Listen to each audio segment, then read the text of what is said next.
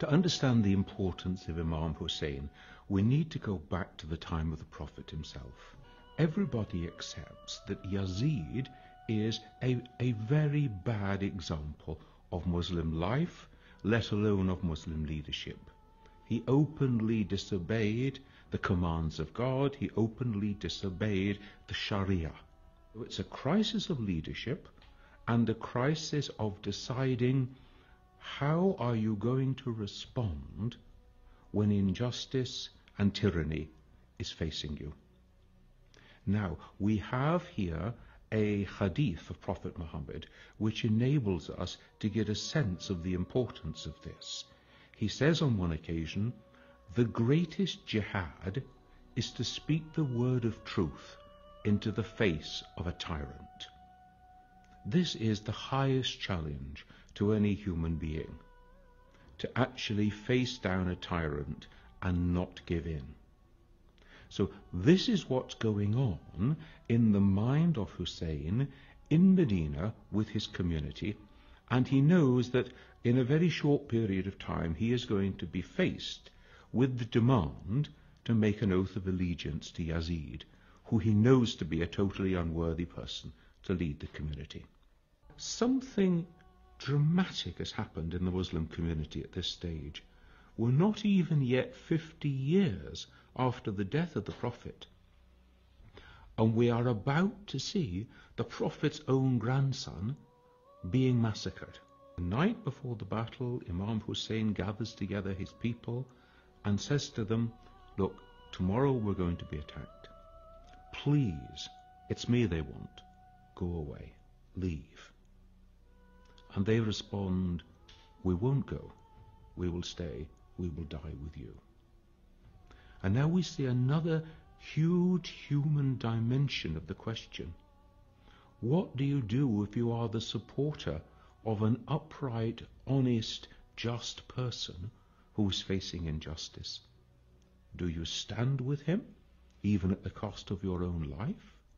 Or do you run to save yourself?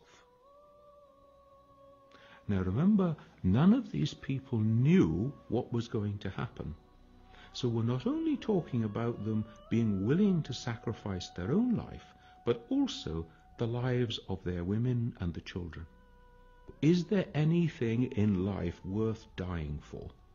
Is there anything so important that you are prepared to take a stand on it and not give in, even at the cost of your own life?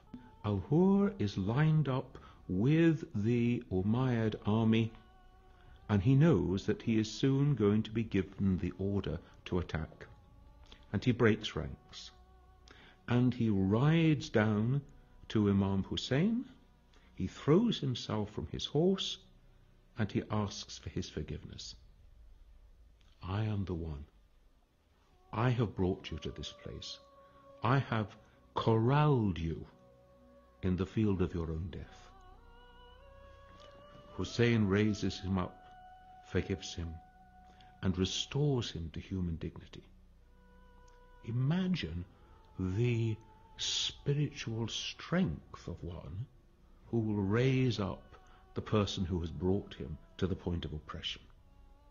They are short of water, and somebody goes to try and get water, and so we have a heroic story. The half-brother Abbas goes to try to get water and bring it back to give it to the women and the children of the community, and he is cut to pieces in the process. Hussein actually takes out his own infant son, a baby in arms, and pleads with the Umayyads. I know that you've got it against me, but why should you have it against the baby? Give the baby water. Have mercy on the child. If you won't trust me with the water, I'll leave the child on the rock and you can give it water. And the response is to kill the child in the arms of his father. Imam Hussein does not belong to one group. He has been acknowledged and revered by figures of all demographics and denominations throughout time. If we are to understand the meaning of Karbala.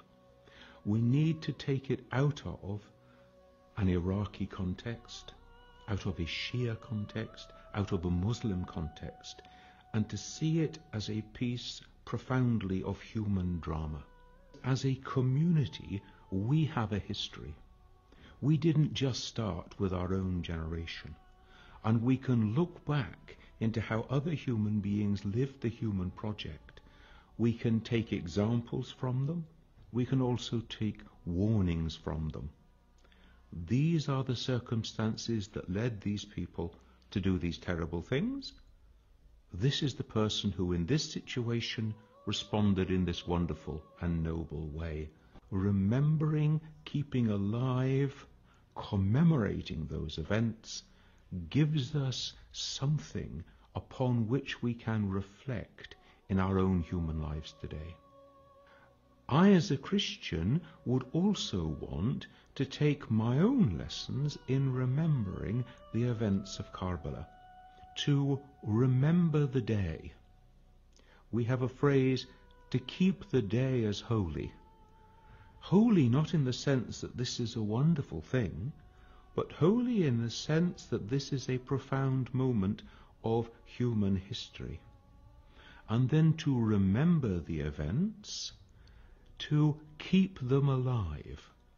The word remember doesn't just mean, oh, I recall the facts.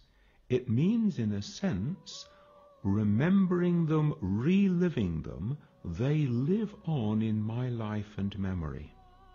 And so I am reflecting then, what do those events mean for me today, and how do they speak to my human condition? I think the second thing is that Imam Hussein is called the Prince of Martyrs. And as the Prince of Martyrs, he gives an example to every human being of total surrender, total submission to the will of God. Because the martyr is one who makes the total surrender of their life to God. Even my very existence is in your hands. If it be your will, I will accept death at the hand of the enemy. And this reminds us of the human need to surrender all to God, to acknowledge that we are the servants of God, that our lives do not belong to us, they belong to God. And if it should please God that I should die at this time in this way, who am I to complain? Who am I to say to God, I know better? So martyrdom is a profound example of human submission, of human acceptance of the divine will in all things. Now, we may not be called to martyrdom today, but we are called to submit to the will of God today in every way. So remembering the events of Karbala are a way of remembering the human vocation to be the servant of God. What I find so attractive about the life of Imam Hussein is the many dimensions of his life, even just in these few days leading up to Karbala itself. We see some remarkably virtuous aspects of the life of Hussein. He is generous and kind with the enemy. He gives them water. He gives their horses water. He gives them, as it were, human dignity and respect. The way that we treat our enemy. Are these fellow human beings like me? They have mothers and fathers, they have wives and husbands, they have children and families just like me. The ultimate human responsibility to take another human life. Another great thing that I take from the story of Hussein is his courage. It's easy to talk, but when you're actually waking up to face the field of battle, facing certain death, facing an uncertain future for the ones that you love, for your wives and the children of those who stand with you, It takes courage to stand your ground. And human courage is a very important part of the dignity of being human, in small things and in great. Was the enemy, and the battle was going backwards and forwards. The two of them were fighting together, and eventually Ali overpowers him, has him on the floor, and is just about to kill him. And his enemy from the floor spits into his face. And Ali puts away his sword and walks away. And his own supporters, they say, "What are you doing? You had him. He was on the floor. He was in your hands. One stroke and you would have killed him." And Ali responds, "And I would have done if I could have delivered that stroke before he spat in my face. Because then I would have been acting with right motives, with right intention. But once he spat in my face, I was so angry that he had insulted me in this way that I would have been acting for the wrong motives, the wrong intention, and I could not kill him in that situation." Now then, this reminds us of the morality of warfare and fighting. It reminds us of how you treat your enemies when they are captive, and we see the way in which the women and children of the field of Karbala were treated with inhumanity, with disrespect, without human dignity. Is that an appropriate way to treat another human being, just because they are your prisoner? We see the way in which the dead are mutilated and destroyed so that you can hardly find bodies to bury. Hussein dies in the desert. His followers are killed with him. These are, in the terms of the world, pretty insignificant acorns. And yet it reminds us that God's acorns grow into mighty oak trees.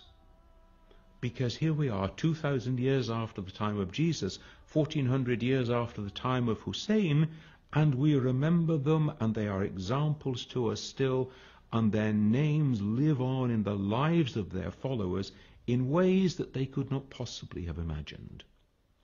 And it reminds us then, in our life of faith, what matters is not the impact that we have, how can we measure it, but how faithful are we to what God calls us to do and to plant, in the trust that the acorn that we plant today, however small it may be, in God's good grace and in God's good time, can grow into a mighty oak. This is the life of faith. We do not ask to see results now. Every day we have the opportunity to live the Karbala spirit. Every day we have the opportunity to show those higher virtues that Hussein showed. And so Hussein becomes a role model, an example for every human being.